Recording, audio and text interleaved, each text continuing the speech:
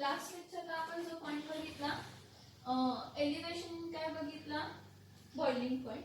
आता आपण काय बघायचं आहे तर डिप्रेशन इन काय बघायचं आहे तर फ्रीजिंग पॉइंट.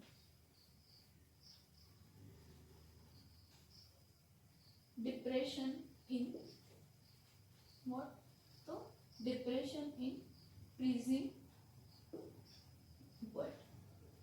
आता डिप्रेशन इन फ्रीजिंग पॉइंट बघण्याआधी पहिला फ्रीजिंग पॉइंट म्हणजे काय बघूया. So what is freezing point.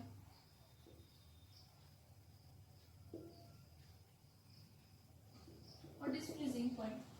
Boiling point म्हणजे काय म्हटलं, बॉइलिंग पॉइंट मध्ये चेंज. बॉइलिंग पॉइंट कधी म्हणतो, बॉइलिंग पॉइंट म्हणजे काय असतं, ज्या टेम्परेचरला लिक्विड कोणत्या स्टेट मध्ये कन्वर्ट झालं, गॅस स्टेट मध्ये कन्वर्ट झालं, आणि लिक्विड आणि गॅस त्या टेम्परेचरला इक्विलिब्रियम मध्ये असतो.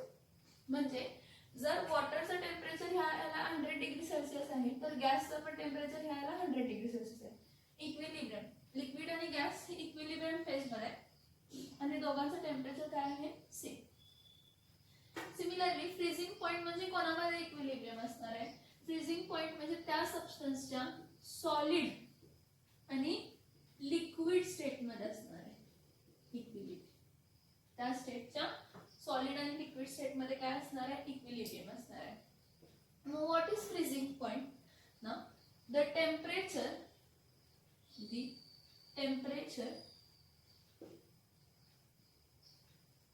आता हा temperature, the temperature at which the vapor pressure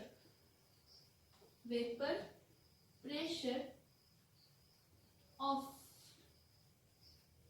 solid becomes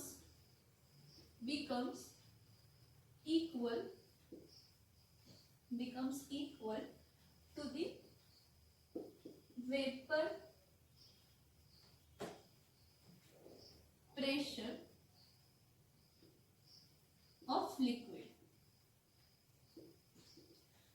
अशा टेम्परेचरला, ज्या टेम्परेचरला बघा फ्रीजिंग पॉइंट म्हणजे काय म्हटलं, the temperature at which the vapour pressure of solid becomes equals to the vapour pressure of liquid. Solid आणि लिक्विडचा वेपर प्रेशर इक्वल होतो, त्या पॉइंटला आपण काय अचीव झालेला आहे म्हणतो तर फ्रीजिंग पॉइंट अचीव झालेला आहे. काय अचीव झालेला आहे, फ्रीजिंग पॉइंट अचीव झाला आहे. मग डिप्रेशन इन फ्रीजिंग पॉइंट म्हणजे काय असते बघा, की if we take pure solvent, जर आपण प्युअर सॉल्व्हेंट घेतला, if we take pure solvent, मग प्युअर सॉल्व्हेंट कन्सिडर करते वॉटर आहे. If we take pure solvent water, तर ह्याचा डिप्रेशन, ह्याचा फ्रीजिंग पॉइंट काय आहे, वॉटरचा फ्रीजिंग पॉइंट काय आहे, 0 डिग्री सेल्सिअस आहे. काय आहे, 0 डिग्री सेल्सिअस. आणि if we take a pure solvent, then the freezing point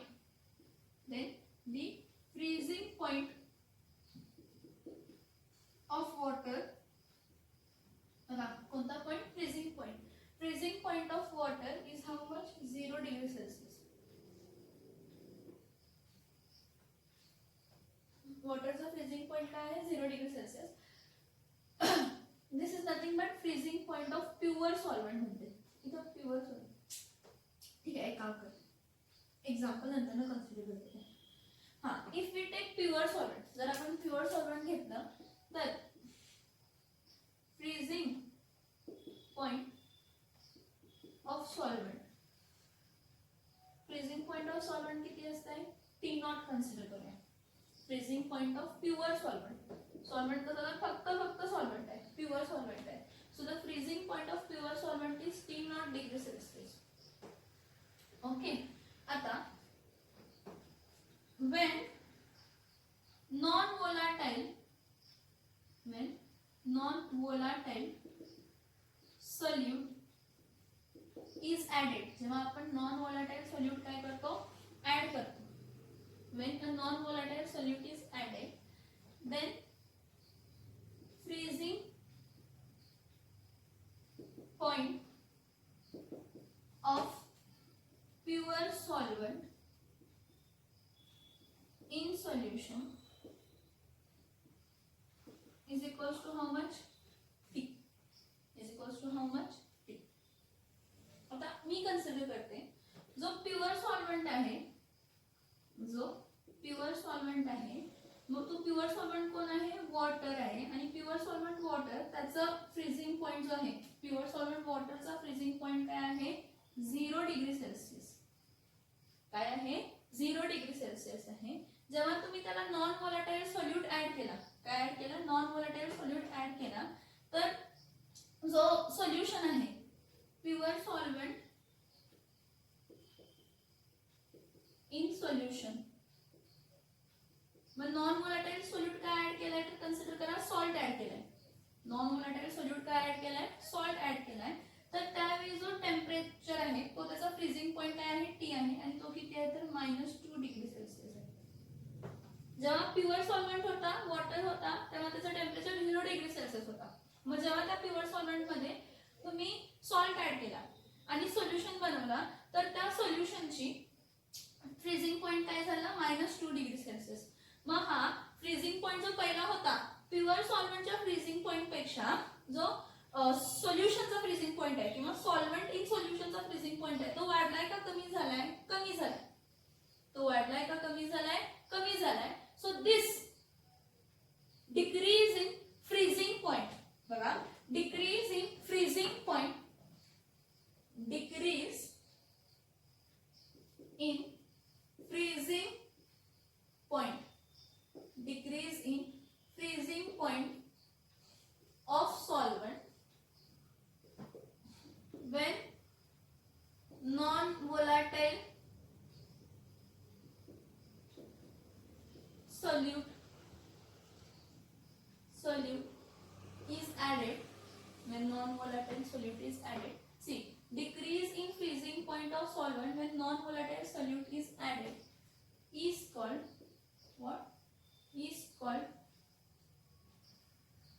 depression in freezing point. याला आपण काय म्हणतो, तर डिप्रेशन म्हणतो. कशातला डिप्रेशन, तर फ्रीजिंग पॉइंट डिप्रेशन. हा फ्रीजिंग पॉइंट डिप्रेशन हा डिनोट करताना कसा डिनोट करतो, तर डेल्टा टीएफ.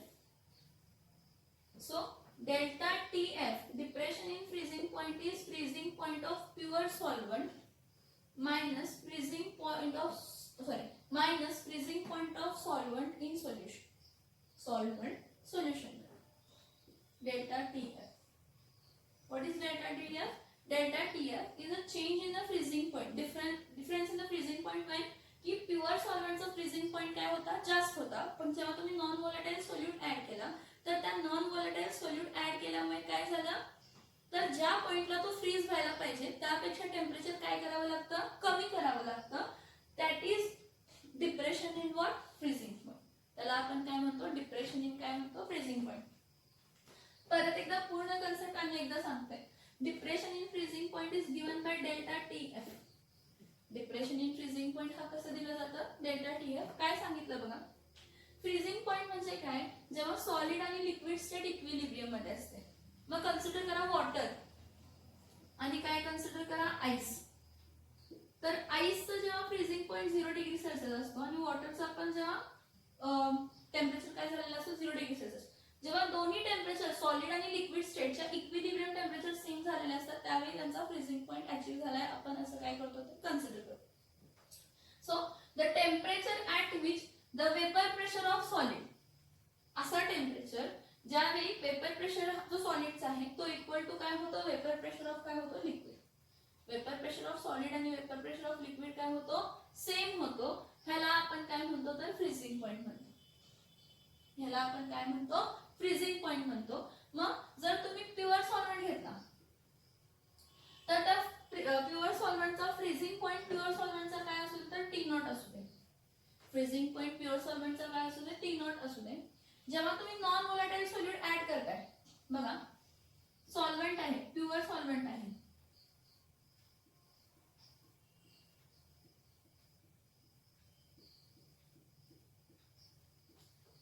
त्या प्युअर सॉल्व्हंट मध्ये जेव्हा तुम्ही नॉन व्होलाटाईल काय ऍड करताय, सोल्यूट ऍड करताय. नॉन व्होलाटाईल काय ऍड करताय, सोल्यूट ऍड करताय. तर आता तो सोल्युशन बनला. मग त्या सोल्युशनचा when non volatile solute is added, तर freezing point of pure solvent solution मध्ये काय काय आहे टी असू दे. मग आपण एक एक्झाम्पल घेतलं. प्युअर सॉल्व्हेंट काय घेतलं, वॉटर घेतलं, ज्याचा फ्रीजिंग पॉईंट काय आहे 0 डिग्री सेल्सिअस. त्याचा फ्रीजिंग पॉईंट काय आहे 0 डिग्री सेल्सिअस. आणि प्युअर सॉल्व्हेंट इन सोल्युशन म्हणजे जेव्हा तुम्ही त्यामध्ये नॉन व्होलाटाईल सॉल्ट ऍड केले. बघा प्युअर सॉल्व्हेंट इन सोल्युशन का म्हणतो तर सॉल्व्हेंटचं टेम्परेचर आपण कन्सिडर करत असतो. ऍक्च्युली जरी त्यांनी सोल्युशनचं दिलंय तरी ऍक्च्युली तो टेम्परेचर कशाचा असतो तर सॉल्व्हेंटचा. मग जेव्हा तुम्ही नॉन व्होलाटाईल सोल्यूट ऍड करताय, सोल्यूट प्लस सॉल्व्हेंट काय फॉर्म होते सोल्युशन. मग या सोल्युशनचा जो फ्रीजिंग पॉईंट आहे तो काय होतो कमी होतो. किती येतं तर -2 डिग्री सेल्सिअस. किती होतं तर -2 डिग्री सेल्सिअस. मग पहिला टेम्परेचर जास्त होता, नंतर काय झाला कमी झाला. मग the decrease in the freezing point, जो फ्रीजिंग पॉईंट मध्ये काय होतो डिक्रीज होतो. So the decrease in the freezing point of solvent when a non-volatile solute is added, it is called as depression in freezing point, which is denoted by delta TF. Delta TF is difference between the freezing point of pure solvent to the freezing point of pure solvent in solution. Freezing point of pure solvent minus freezing point of pure solvent in what? In solution. ह्याला आपण काय म्हणतो तर delta TF. आता ह्याला जरा explain करण्यासाठी मी काय करते बघा, सेम एक ग्राफ ड्रॉ करते. ठीक आहे. आता ग्राफ मध्ये ऍक्सिस खूप इम्पॉर्टंट असतात. एक्स ऍक्सिस आणि काय आहे वाय ऍक्सिस आहे. मी एक्स ऍक्सिस ला काय घेते टेम्परेचर घेते आणि वाय ऍक्सिस ला काय घेते तर वेपर प्रेशर घेते. आता आपल्याला एवढं तर माहित आहे की प्युअर सॉल्व्हेंटचा जो फ्रीजिंग पॉइंट असतो तो जास्त असतो कशापेक्षा तर प्युअर सॉल्व्हेंट इन सोल्युशन, किंवा डायरेक्टली म्हणूया फ्रीजिंग पॉइंट सोल्युशनचा हा कमी असतो कशापेक्षा तर फ्रीजिंग पॉइंट सॉल्व्हेंट पेक्षा. सॉल्व्हेंटचा जो फ्रीजिंग पॉइंट आहे तो जास्त असतो कशा तर फ्रीजिंग पॉइंट सोल्युशनचा. कशाचा तर फ्रीजिंग पॉइंट कशाचा तर सोल्युशनचा. मग आता काय होते बघा, प्युअर सॉल्व्हेंट आहे, प्युअर सॉल्व्हेंटचं वेपर प्रेशर जास्त असणार आहे. प्युअर सॉल्व्हेंट आहे, प्युअर सॉल्व्हेंटचं वेपर प्रेशर काय असणार आहे जास्त असणार आहे. तर मी प्युअर सॉल्व्हेंटचा पहिला कर्व घेते. कशाचा कर्व घेते प्युअर सॉल्व्हेंटचा कर्व घेते. आता वेपर प्रेशर कमी होत जाणार आहे. जेव्हा तुम्ही लिक्विड टू सॉलिड कन्वर्ट करताय तेव्हा वेपर प्रेशर पण कमी करत जातो. मग इथं काय म्हणते मी हा टेम्परेचर आहे. हा प्युअर सॉल्व्हेंट घेते. हा प्युअर सॉल्व्हेंट आपल्याला असं दिसतं की A टू B, हे बघा A टू B हा प्युअर सॉल्व्हेंट असा कर्व दाखवतो. A टू B हा कमी कमी वेपर प्रेशर थोडं थोडं थोडं थोडं कमी होतं. जसं आपण टेम्परेचर कमी करत जातो तसं वेपर प्रेशर थोडं थोडं थोडं थोडं कमी होत जात असतं. मग पॉइंट B ला आपल्याला असं दिसतं की सडनली वेपर प्रेशर काय झालंय कमी झालंय. सडनली वेपर प्रेशर काय झालेलं आहे कमी झालाय D पर्यंत. ठीक आहे. बघा मी काय म्हटलं की जसं मी टेम्परेचर कमी करत आणलंय तसं वेपर प्रेशर पण काय होत आलाय तर कमी कमी होत आलाय. मग A to B vapour pressure suddenly slowly change होताना दिसतोय. A to B vapour pressure suddenly slowly, हा प्युअर सॉल्व्हेंट साठी आहे. हा कशासाठी आहे प्युअर सॉल्व्हेंट साठी. तर A टू B हा प्युअर सॉल्व्हेंट साठी वेपर प्रेशर काय होत चाललाय तर कमी होत चाललाय. आणि B टू D लगेच कमी झालाय. B to D pure solvent काय झालाय लगेच कमी झालाय. मग नेक्स्ट बघा, मग सोल्युशनचं म्हण. आता इथं बघा ज्या पॉइंटला हा जो आहे ना हा इक्विलिब्रियम पॉइंट म्हणू शकतो.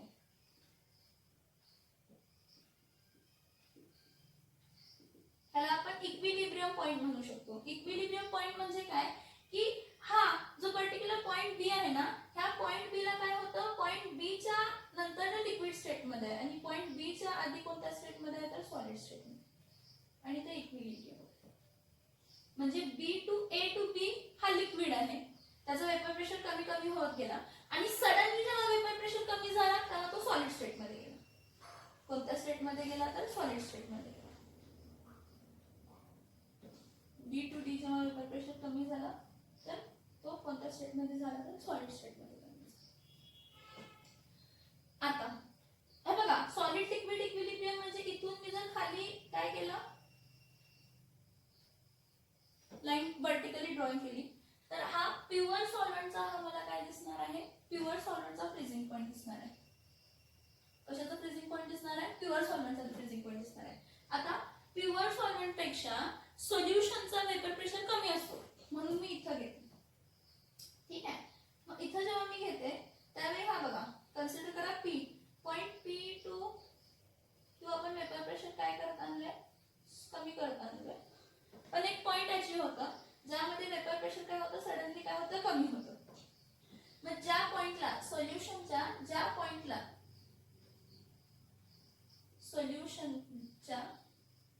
पॉइंटला वेपर प्रेशर सडनली काय झाला, कमी झाला, तिथून आपण परत एक काय ड्रॉ करतो, हॉरिझॉन्टल ड्रॉ करतो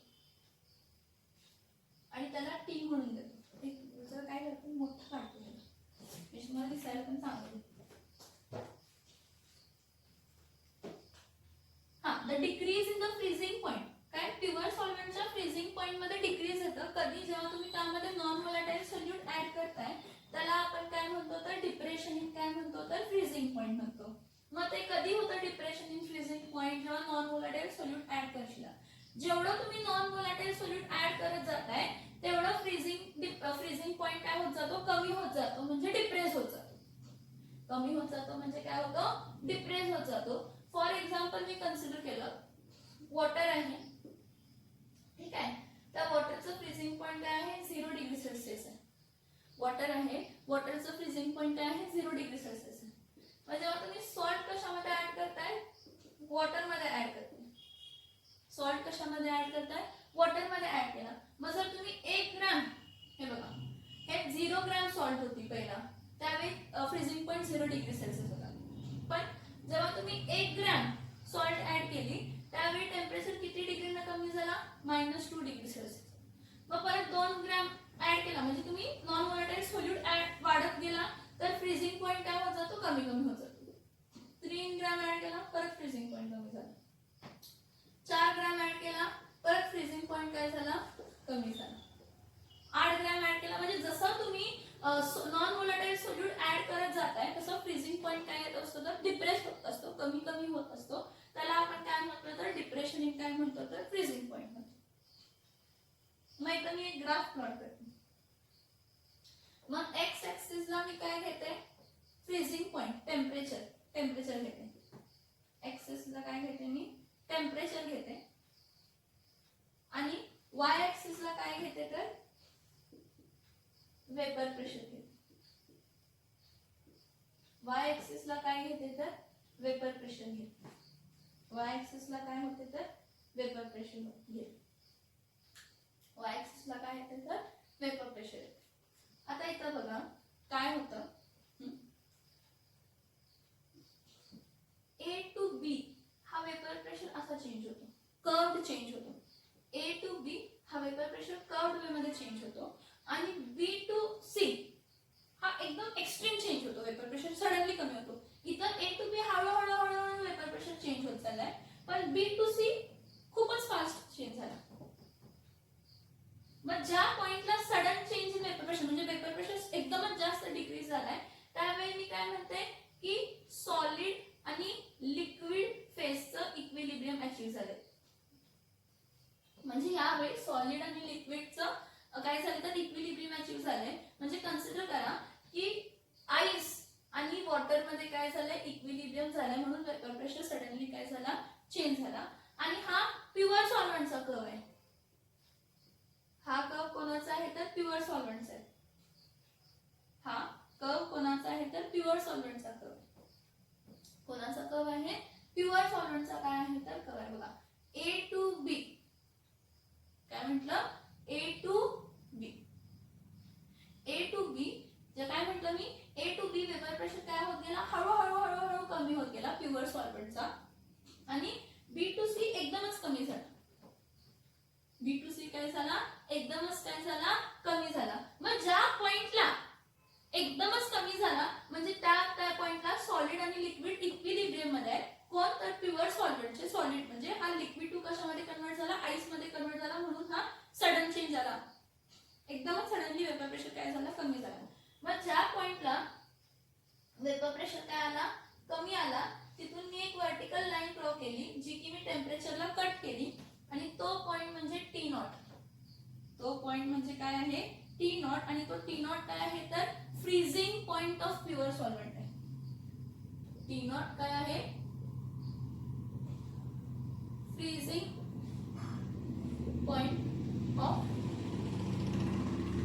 प्युअर सॉल्व्हेंट.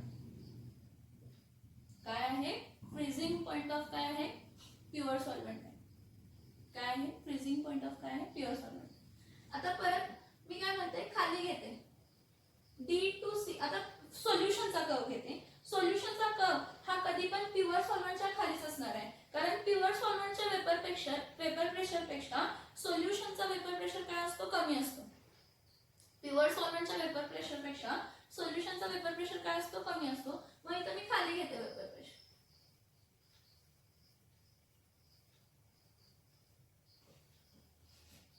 हा इथं काय आहे, सोल्युशन आहे. इथं काय आहे, सोल्युशन आहे. मग डी टू ई आपल्याला असं दिसतंय, D to E slowly change होत आहे वेपर प्रेशर, पण E to F suddenly change होते.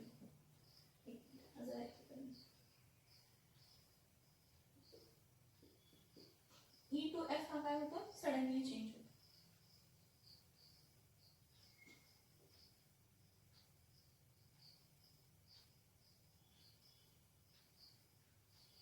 ई टू एफ हा काय होतो, सडनली चेंज. बघा मी डी टू ई काय होत गेला, वेपर प्रेशर स्लोली चेंज होत गेला. म्हणजे ही पूर्ण डी टू ई कोणती स्टेट आहे, हे बघा. ए टू बी जसं लिक्विड स्टेट होती आणि बी टू सी ही कोणती स्टेट होती, सॉलिड स्टेट होती. कशाची, तर प्युअर सॉल्व्हेंटची. कशाची, तर प्युअर सॉल्व्हेंटची. बघा A to B vapour pressure pure सॉल्व्हेंटचा हळूहळू कमी होत गेला आणि बी टू सी एकदमच कमी झाला. आणि बी टू सी काय झाला, एकदमच काय झाला तर कमी झाला.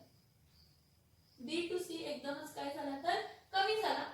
बघा मी काय म्हणते, ए टू बी हा प्युअर वेपर प्रेशर प्युअर सॉल्व्हेंटचा हळूहळू कमी झाला आणि बी टू सी एकदमच काय झाला, कमी झाला. बी टू सी एकदमच काय झाला, कमी झाला.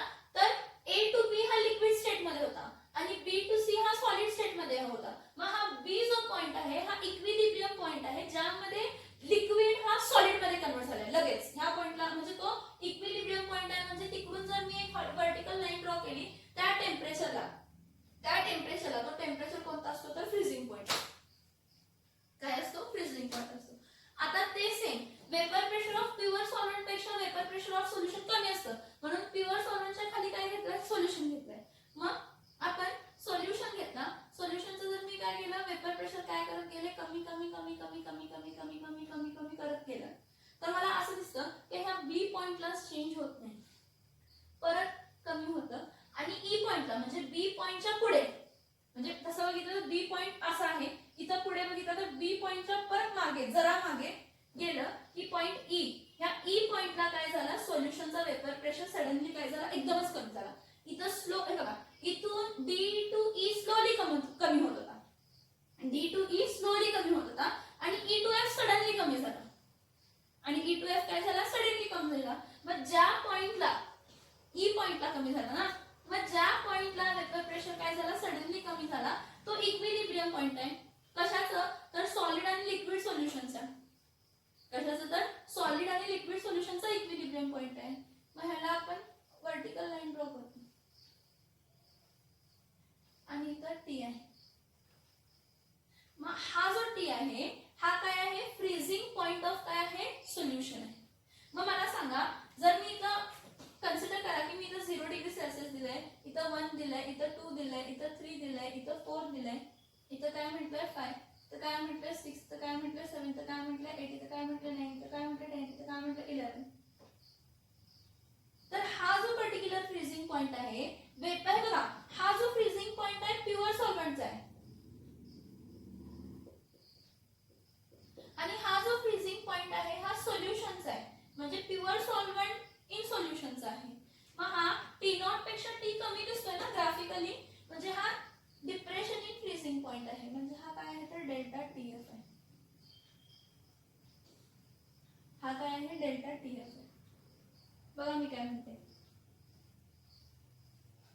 डेल्टा टी एफ आहे. हा डिप्रेशन इन काय आहे, फ्रीजिंग पॉइंट आहे. हा आपल्याला ऍक्च्युली ग्राफिकली पण मिळालं.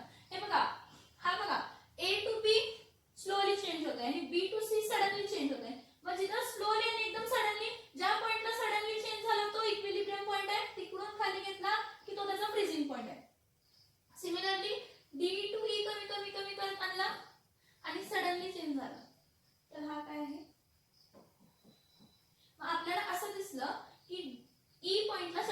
झाला, पण हा ई पॉइंट जो असता तो बी च्या कोणत्या साईडला आहे, लेफ्ट साईडला आहे, म्हणजे तो फ्रीजिंग पॉइंट काय आहे, कमी आहे. म्हणजे फ्रीजिंग पॉइंट ऑफ सोल्युशन हा प्युअर सॉल्व्हेंट पेक्षा काय झाला, कमी झाला. हा आपल्याला ग्राफिकली दिसलं. मग हे सगळं घडताना का घडलं, तर वेपर प्रेशरमुळेच घडलं. कशामुळे घडलं, वेपर प्रेशरमुळेच घडलं. जर वेपर प्रेशर लोअर झाला नसता तर आणि फ्रीजिंग पॉइंट कमी करायची गरज लागली नसती. नॉर्मल टेम्परेचरला काय झालं असतं, नॉर्मल फ्रीजिंग पॉइंटला तो प्युअर सॉल्व्हेंट काय झाला असता, फ्रीज झाला असता. म्हणून आपण म्हणतो the depression in freezing point is directly proportional to lowering in vapour pressure. जेवढा वेपर प्रेशर कमी होईल प्युअर सॉल्व्हेंट पेक्षा, जेवढा वेपर प्रेशर कमी होईल तेवढं जास्त फ्रीजिंग पॉइंट कमी होणार. बघा इथे मी एक्झाम्पल दिलंय, तुम्ही 0 ग्रॅम ऑफ सॉलिड ऍड केलं म्हणजे प्युअर सॉल्व्हेंट आहे. प्युअर सॉल्व्हेंटला फ्रीजिंग पॉइंट परफेक्ट आहे. मी वॉटर फक्त एक्झाम्पल घेतलंय. काय हा, मग जेव्हा तुम्ही 1 ग्रॅम सॉल्ट ऍड केली म्हणजे सोल्युशन मध्ये सोल्यूट जरासा ऍड केला, 1 ग्रॅम ऍड केलं तर फ्रीजिंग पॉइंट कमी झाला. परत 2 ग्रॅम ऍड केला आणि फ्रीजिंग पॉइंट कमी झालं. परत 3 ग्रॅम ऍड केला आणि फ्रीजिंग पॉइंट कमी झालं. परत 4 ग्रॅम ऍड केला आणि फ्रीजिंग पॉइंट काय झालं, कमी झालं. म्हणजे असं फ्रीजिंग पॉइंट काय होत जातो तर कमी होत जातो. असा फ्रीजिंग पॉइंट काय होत जातो तर कमी होत जातो. काय होत जातो तर कमी होत जातो. समजते का बघा, समजते का बघा मी काय सांगते ते. त्याला काय म्हणतो आपण, डिप्रेशन इन काय म्हणतो तर freezing point. Graphically depression in freezing point काय आहे, ग्राफिकली आहे. बघा मी काय काय म्हटलं की जेव्हा तुम्ही नॉन व्होलाटाईल सॉलिड सॉल्व्हेंट मध्ये ऍड करताय तर फ्रीजिंग पॉइंट त्या सॉल्व्हेंटचं सोल्युशन मध्ये काय होतं, कमी होतं. का तर जेव्हा तुम्ही नॉन व्होलाटाईल सॉल्यूट सॉल्व्हेंट मध्ये ऍड करताय तर वेपर प्रेशर लोअर होतो. नॉर्मल वेपर प्रेशर जो होता त्यापेक्षा नवीन वेपर प्रेशर एकदम कमी होतो. बघा consider vapour pressure temperature diagram. बघा टेम्परेचर आणि वेपर प्रेशर डायग्राम बघा, त्यामध्ये तुम्हाला जो कर्व दिसेल A to B तो सॉल्व्हेंटचा आहे. A to B कोणाचा आहे, सॉल्व्हेंटचा, पण तो प्युअर सॉल्व्हेंट लिक्विड स्टेट मध्ये आहे. आणि B to C जो तुम्हाला एकदम सडन चेंज दिसतो, एकदम पटकन चेंज झालाय, एकदम सडनली वेपर प्रेशर काय झालाय, कमी झालाय, तो पण प्युअर सॉल्व्हेंटचा आहे. पण इथं तो कोणत्या स्टेट मध्ये आहे, B to C तो सॉल्व्हेंट कोणत्या स्टेट मध्ये आहे, सॉलिड स्टेट मध्ये आहे. आणि A to B तो प्युअर सॉल्व्हेंट कोणत्या स्टेट मध्ये आहे, लिक्विड स्टेट मध्ये आहे. B to C तो कोणत्या स्टेट मध्ये आहे तर लिक्विड स्टेट मध्ये. समजते का बघा की काय झालं बघा, A to B जो वेपर प्रेशर कर्व आहे तो कोणत्या स्टेट मध्ये आहे, लिक्विड स्टेट मध्ये आहे. आणि B to C जो कर्व आहे तो सॉलिड स्टेट मध्ये प्युअर सॉल्व्हेंटचाच आहे. पण आपल्याला ग्राफिकली असं दिसतं की B to C sudden vapour pressure काय झालेलं आहे, कमी झालेलं आहे. B to C sudden vapour pressure काय झालेलं आहे तर कमी झालेलं आहे. आणि ज्या B to C ज्या पॉइंटला वेपर प्रेशर सडनली काय झालेलं आहे, कमी झालेला आहे, तो काय आहे, तो काय आहे, तो काय आहे बाळांनो, तो काय आहे, सडनली चेंज झाला ना. B to C suddenly change झाला. मग ज्या B पॉइंट जो आहे तो B point phase changing point आहे. मग फेज चेंजिंग पॉइंट म्हणजे ज्या त्या टेम्परेचरला ह्या B हे बघा, B ह्या टेम्परेचरला वेपर प्रेशर ऑफ सॉलिड आणि वेपर प्रेशर ऑफ लिक्विड काय झालाय, सेम. मग ज्या पॉइंटला वेपर प्रेशर ऑफ सॉलिड आणि लिक्विड सेम येतो त्याला फ्रीजिंग पॉइंट म्हणतो. त्याला काय म्हणतो, फ्रीजिंग पॉइंट म्हणतो. मी काय म्हणते, एक हे बघा आणि एक ह्याला सांगते, हा सोडून द्या. मी काय म्हणते, हा सडनली तुमचा स्टिप चेंज झाला. स्टिप चेंज म्हणजे असा म्हणा, असा चेंज झाला म्हणतो. ठीक आहे, म्हणजे ह्या हा म्हणजे ह्याचं मीनिंग हे आहे की हा स्टिप चेंज झाला. म्हणजे ही जर ग्राफ इथं टच झालं तर हा लिक्विड जो सोल्युशन जो लिक्विड स्टेट मध्ये आहे तो सोल्युशन लिक्विड स्टेट मधला कोणत्या स्टेट मध्ये कन्वर्ट होणार आहे तर सॉलिड. म्हणजे जर हे बघा हा असा परत कट घेतला आणि ह्या पॉइंटला परत जर मी खाली जॉईन केला तर मला काय दिसेल, मला इथं काय दिसेल तर T दिसेल. म्हणजे काय तर हा सोल्युशनचा आहे. मग सोल्युशनचा वेपर प्रेशर खूप खूप खूप खूप कमी झाला आणि ह्या पॉइंटला टच झाला आणि त्या पॉइंटलाच सडन चेंज झाला. D2 इथं काय म्हणते E असं म्हणते. म्हणजे काय झालं बघा, सोल्युशनचा जो वेपर प्रेशर आहे तो कमी होता. ठीक आहे, मग तो D to E स्लोली कमी झाला आणि E to F सडनली कमी झाला. E to F काय झाला, सडनली कमी झाला. मग ह्यापासून जर मी हॉरिझॉन्टल लाईन ड्रॉ केली तर हा काय झाला, सोल्युशनचा फ्रीजिंग पॉइंट काय झाला, कमी झाला. मग जो डिफरन्स बिटवीन आहे काय आहे, डिफरन्स बिटवीन जो आहे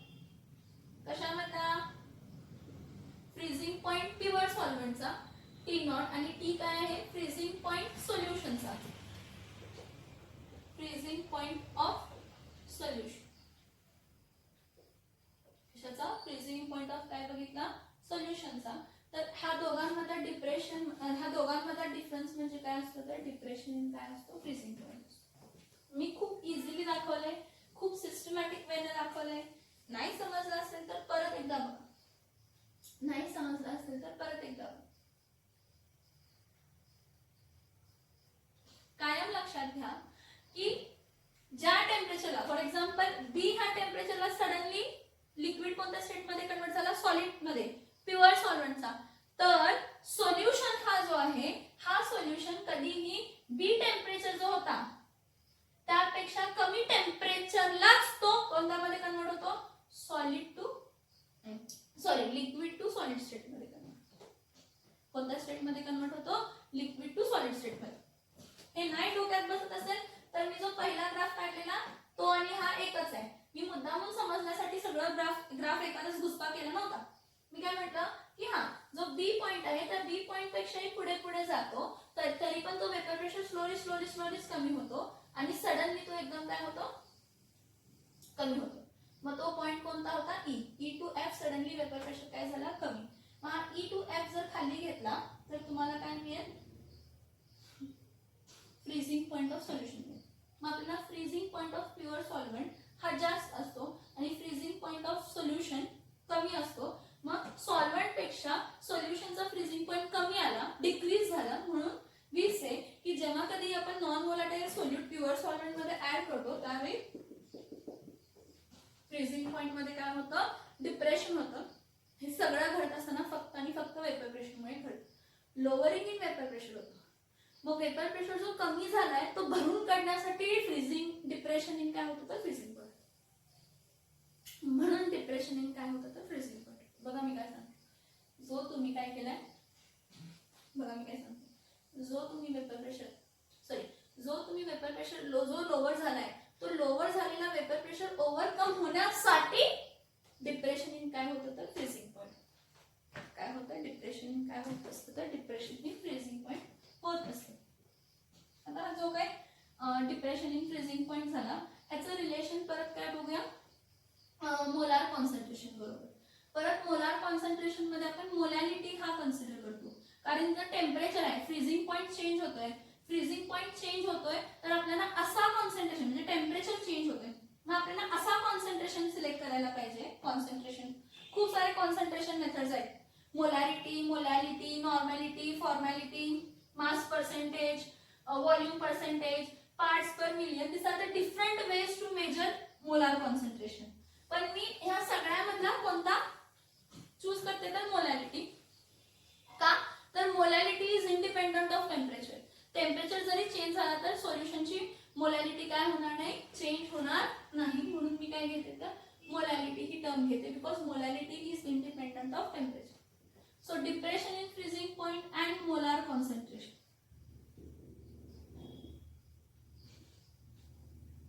depression in freezing point and molar concentration depression in freezing point and what molar concentration आता जेव्हा आपण डिप्रेशन इन फ्रीजिंग पॉइंट आणि काय म्हणतोय मोलार कॉन्सन्ट्रेशन म्हणतोय तर इथं काय होतंय बघा depression in freezing point and molar कॉन्सन्ट्रेशनचं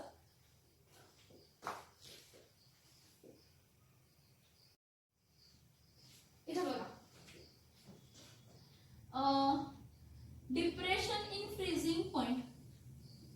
depression in freezing point is directly proportional to the molality of the solution. Depression in freezing point is directly proportional to the molality of the solution. Now to remove the directly proportionality sign we introduced a constant delta TF is equals to KF into F. To remove the proportionality constant, to remove the proportionality sign, we introduce the constant Kf, and this Kf is called as molar depression constant किंवा freezing constant किंवा आपण त्याला काय म्हणतो freezing constant. बघा मी काय सांगते, केएफ ह्याला मी काय म्हणते, मोलार डिप्रेशन कॉन्स्टंट किंवा त्याला आपण काय म्हणतो तर फ्रीजिंग कॉन्स्टंट. सॉरी फ्रीजिंग नाही रे बाळांनो, सॉरी फ्रीजिंग नको, cryoscopic constant. Sorry, extremely sorry. Freezing constant म्हणजे का तर फ्रीज होतो ना म्हणून तसं म्हटलं मी. Cryoscopic constant. तर KF is the molar depression constant or cryoscopic constant. Here delta TF is equals to काय असतं, T naught minus T. delta TF is equals to काय असतं, T naught minus T. मग आता T naught म्हणजे काय आहे, freezing point of pure solvent. TF काय आहे, freezing point of pure solvent. T काय आहे, फ्रीजिंग पॉइंट ऑफ काय आहे, सोल्युशन. टी नॉट हा काय आहे, freezing point of pure solvent आहे आणि टी काय आहे तर फ्रीजिंग पॉइंट ऑफ काय आहे, सोल्युशन आहे. मग एम, एम म्हणजे काय आहे तर मोलॅरिटी ऑफ सोल्युशन. एम म्हणजे काय आहे, मोलॅरिटी ऑफ काय आहे, सोल्युशन. एम म्हणजे काय आहे, मोलॅरिटी ऑफ द काय आहे, सोल्युशन. आता WB जो असतो तो काय असतो, weight of non volatile solid किंवा mass of non volatile solid.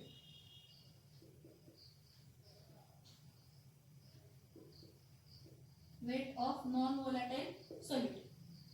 MB काय असतो, molar mass of non volatile solid. WA काय असतो, वेट ऑफ सॉल्व्हेंट. आणि NB काय असतो तर number of moles of solid. हे टर्म्स आहेत, हे काय आहे, टर्म्स आहेत जे आपण इथं वापरणार आहे. आणि डेल्टा TF म्हणजे काय आहे, डिप्रेशन इन फ्रीजिंग पॉइंट आहे. आणि KF म्हणजे काय आहे तर मोलार डिप्रेशन कॉन्स्टंट आहे किंवा cryoscopic constant. So delta TF is equals to T naught minus काय आहे, T. Delta TF is T naught minus T. T naught म्हणजे काय आहे, T नॉट म्हणजे काय आहे, T naught is the freezing point of pure solvent. आणि T म्हणजे काय आहे, फ्रीजिंग पॉइंट ऑफ काय आहे, solution.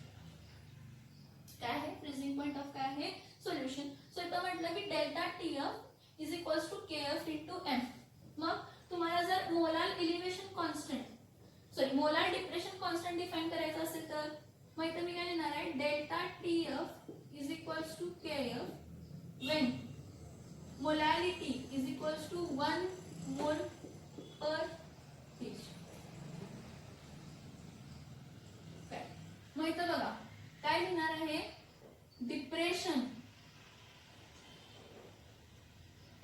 In freezing, depression in freezing point, sorry इथं बघा, मोलार डिप्रेशन कॉन्स्टंटला डिफाइन करते. Molar depression constant is the depression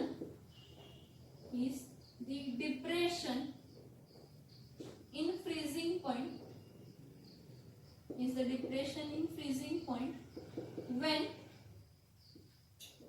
molality of solution is 1 molar. If molality of the solution is 1 molar. बघा मी काय म्हणते, delta TF is equals to KF आहे. कधी, जेव्हा मोलॅरिटी काय आहे 1 मोल पर केजी. ह्याचं मीनिंग काय म्हणू शकतो, molar depression constant is the depression in freezing point. Molar depression constant हा काय आहे, डिप्रेशन इन फ्रीजिंग पॉइंट आहे जेव्हा मोलॅरिटी ऑफ सोल्युशन किती आहे, 1 मोलार. जेव्हा मोलॅरिटी ऑफ सोल्युशन काय आहे तर 1 मोलार आहे. सो मग ह्याला delta TF upon M is equals to काय असतं, KF. मग मोलार डिप्रेशन कॉन्स्टंटचं युनिट काय असणार आहे, चेंज इन टेम्परेचर कशामध्ये मेजर करतो, केल्विन मध्ये. मोलॅरिटी कशामध्ये मेजर करतो, मोल पर केजी मध्ये. सो पर केजी वरती जाऊन केजी होणार. सो केल्विन केजी पर मोल हा काय असणार आहे, unit of molar depression constant. हा काय असणार आहे, युनिट असणार आहे. कशाचा युनिट असणार आहे, मोलार डिप्रेशन कॉन्स्टंट. कशाचा, मोलार डिप्रेशन कॉन्स्टंट. हे बघा केल्विन केजी पर मोल हा इब्लियोस्कोपिक कॉन्स्टंट म्हणजे मोलार एलिव्हेशन कॉन्स्टंट पण हाच होता आणि मोलार डिप्रेशन कॉन्स्टंट पण हाच आहे. मला काय काय सांगायचं आहे बघा, depression in freezing point and molar concentration कसं रिलेटेड आहे. So depression in freezing point is directly proportional to molarity. So delta TF is equals to KF into M, where KF is a molar depression constant or cryoscopic constant. Molar depression constant or काय तर cryoscopic constant. So delta TF is T naught minus T, that is freezing point of pure solvent minus freezing point of काय असणार आहे, solution असणार आहे. Now delta TF is equals to KF. Depression in freezing point is equals to depression in freezing point is equals to काय होतं, molar depression constant किंवा cryoscopic constant. जेव्हा molality सोल्युशनची काय असते तर 1 मोल पर केजी असते. जेव्हा मोलॅलिटी काय असते तर 1 मोल पर केजी असते. बघा मी काय म्हटलं की depression in freezing point equals to काय असतं, मोलार डिप्रेशन कॉन्स्टंट किंवा क्रायोस्कोपिक कॉन्स्टंट कधी, जेव्हा मोलॅलिटी काय असते 1 मोल पर केजी. मला डिफाइन कसं करायचं, कशाला, मोलार डिप्रेशन कॉन्स्टंट किंवा क्रायोस्कोपिक कॉन्स्टंटला डिफाइन कसं करायचं. So molar depression constant is the depression in freezing point. Molar depression constant हा डिप्रेशन इन फ्रीजिंग पॉइंट आहे, डेल्टा टीएफ आहे. कधी, जेव्हा मोलॅलिटी ऑफ सोल्युशन किती आहे, 1 मोलार. जेव्हा मोलॅलिटी ऑफ सोल्युशन काय आहे तर 1 मोलार आहे. मग केएफ चं युनिट फाइंड केलं. Delta TF is equals to KF into काय आला, M. So delta TF upon M. Delta TF change in temperature kelvin, molality mole per KG वर जाऊन केजी मोल झालं म्हणजे केल्विन केजी पर मोल. हा काय आला तर क्रायोस्कोपिक कॉन्स्टंट किंवा काय म्हणतो आपण त्याला, मोलार डिप्रेशन कॉन्स्टंट. त्याला काय म्हणतो, क्रायोस्कोपिक कॉन्स्टंट किंवा काय म्हणतो तर मोलार डिप्रेशन काय म्हणतो तर कॉन्स्टंट. समजते का बघा ह्या पॉइंट पर्यंत, समजते का बघा ह्या पॉइंट पर्यंत. मग आपण नेक्स्ट काय फाइंड करायचं आहे तर रिलेशनशिप. कशामधली रिलेशनशिप, रिलेशनशिप बिटवीन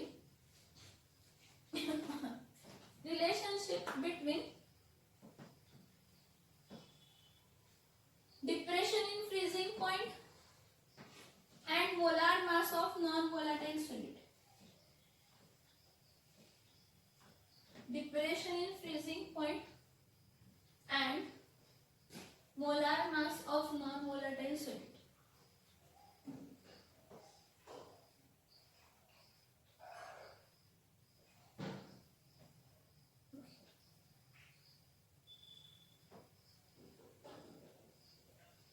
इथं बघा relationship between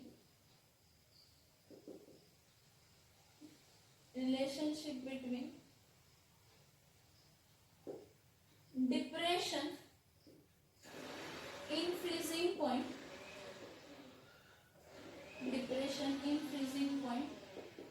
and relationship between depression in freezing point and molar mass of solid. कसला सोल्यूट तर नॉन वोलाटाइल सोल्यूट. कसला सोल्यूट तर नॉन वोलाटाइल सोल्यूट. बघा relationship between depression in freezing point and molar mass of non volatile solute. खूप easy आहे, आपण तेव्हापासून solve केले. काय, डिप्रेशन इन फ्रीजिंग पॉइंट हा डायरेक्टली प्रपोर्शनल काय असतो मोलॅलिटीला. सो डेल्टा टीएफ ला काय, कारण डेल्टा टीएफ म्हणजे डिप्रेशन इन फ्रीजिंग पॉइंट आणि त्यावेळी टी नॉट हा freezing point of pure solvent असतो आणि टी हा फ्रीजिंग पॉइंट ऑफ सोल्युशन असतो. तो डेल्टा टीबी घेतला तर टी मायनस टी नॉट असतं. मग टी हा बॉइलिंग पॉइंट ऑफ सोल्युशन असतो आणि टी नॉट हा boiling point of pure solvent असतो. टी नॉट हा बॉइलिंग पॉइंट ऑफ काय असतो, प्युअर सॉल्व्हेंट असतो. तो इथं बघा delta TF is equals to this. Delta TF is equals to KF into काय असणार आहे, M. where Kf is what? Cryoscopic constant किंवा molar depression constant. Therefore, delta Tf is equals to Kf into weight of solute. M म्हणजे काय असतं? Molality is equals to weight of solute divided by molar mass of solute into weight of solvent in kg. WA weight of solvent in kg. आणि जर grams मध्ये असेल तर त्याला multiply by काय करतो? 1000. So delta Tf is equals to Kf into Wb divided by MB. Molality चा formula आहे Wb into MB divided by WA in kg. weight of solvent कशामध्ये आहे? kg मध्ये आहे. हा सिमिलरली हा kg चा जर ग्रॅम मध्ये असेल, मोस्टली तुम्हाला सॉल्व्हेंट हा ग्रॅम्स मध्ये दिलेला असतो. So freezing constant, depression, molar depression constant into weight of solute divided by molar mass of solute into weight of solvent in grams. weight of solute in grams असेल तर ह्या टर्मला multiply by काय करायचं? 1000. delta Tf is equals to Kf into Wb into 1000 divided by Mb into Wa in grams. समजते का बघा इथपर्यंत? delta Tf is equals to Kf into Wb into 1000 divided by Mb into Wa in grams. weight of solvent in grams. 1000 ने वरती काय केलं? Shift केलं. मला रिलेशन पाहिजे molar mass of non volatile solid. हा Mb फक्त मी इथे शिफ्ट करणार आणि हा डेल्टा Tf इथे शिफ्ट करणार. Therefore, molar mass of non volatile solute is equals to molar depression constant into weight of solute in grams into 1000 divided by delta Tf, that is molar depression constant into weight of solvent in weight of solvent in gram. इथं पण समजते का बघा? Relationship between depression in freezing point and molar mass of non-volatile solid. बघा, delta Tf is directly proportional to molality. So delta Tf is equals to Kf into काय येणार आहे? M. Therefore delta Tf is equals to Kf into molality is weight of solute divided by molar mass of solute into weight of solvent in kg. So delta Tf is equals to Kf into Wb into 1000 divided by Mb into Wa in grams. So molar mass of non-volatile solute is this much. समजते का बघा? हा same relation आहे. इथं elevation कॉन्स्टंटचं relation दाखवते, मुद्दाम दाखवते, कारण दोन्ही सेम आहेत बाळांनो. एलिव्हेशन मध्ये बॉइलिंग पॉइंट वाढतो, डिप्रेशन मध्ये बॉइलिंग पॉइंट कमी होतो. Elevation in boiling point. Delta Tb is directly proportional to molality. So delta Tb is equals to Kb into M. हा Kf molar depression constant आहे आणि हा molar elevation constant आहे. हा cryoscopic constant आहे, हा ebullioscopic constant आहे. delta Tb is equals to Kb into बाकी राहिले सगळं same. Wb divided by Mb into Wa in kg. मग therefore delta Tb is equals to Kb into Wb. हे बघा, weight of solute जर ग्रॅम मध्ये असेल तर molar mass of solute grams मध्ये असायला पाहिजे. weight of solute kg मध्ये असेल तर molar mass of solute पण कशामध्ये कन्वर्ट करायचं? kg मध्ये कन्वर्ट करायचं. divided by Mb into Wa. हा इथं इंटू काय येणार आहे? 1000. हा weight of solute, weight of solvent in कशामध्ये? ग्रॅम. मग हा फक्त इथं शिफ्ट केला. So Mb is equals to Kb into Wb into 1000 divided by delta Tb into Wa in gram. समजते का बघायचं?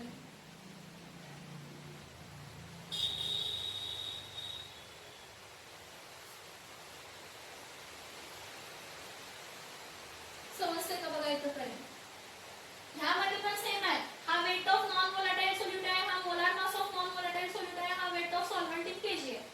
फक्त डेल्टा टीबी म्हणजे एलिव्हेशन, डेल्टा टीएफ म्हणजे डिप्रेशन. हा मोलार एलिव्हेशन कॉन्स्टंट, हा molar depression constant. Elevation in boiling point किंवा depression in freezing point हा फक्त आणि फक्त लोअरिंग इन वेपर प्रेशर मुळे होतो. हा लक्षात ठेवा. कशामुळे होतो? लोअर